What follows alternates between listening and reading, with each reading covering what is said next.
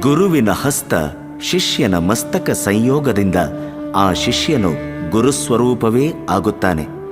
ಹೇಗೆಂದರೆ ಗುರು ಮಂತ್ರ ಉಪದೇಶದ ಮೂಲಕ ಶಿಷ್ಯನಿಗೆ ಲಿಂಗ ದೀಕ್ಷೆಯನ್ನು ಮಾಡಿ ಚೈತನ್ಯವನ್ನು ಉಂಟು ಮಾಡುತ್ತಾನೆ.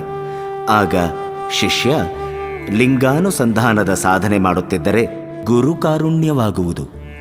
ಇಲ್ಲದಿದ್ದರೆ ಬತ್ತಿದ ಅಂದರೆ ನೀರಿಲ್ಲದ ಕೆರೆಯಲ್ಲಿ ತಾವರೆಯ ಬಿತ್ತಿದಂತಾಗುತ್ತದೆ. ನೀರು ತಾವರೆಗೆ ಪೋಷಕವಾದಂತೆ ಶಿಷ್ಯನಿಗೆ ಲಿಂಗಾಧಾರಣ ಮತ್ತು ಅದರ ಸಾಧನೆ ಪೋಷಕವಾಗಿ ಗುರುರೂಪವೇ ಆಗುತ್ತಾನೆ ಎನ್ನುವ ಭಾವವನ್ನು ದೇವರ ದಾಸಿಮಯ್ಯರ ಪ್ರಸ್ತುತ ಈ ವಚನದಲ್ಲಿ ಕಾಣಬಹುದು.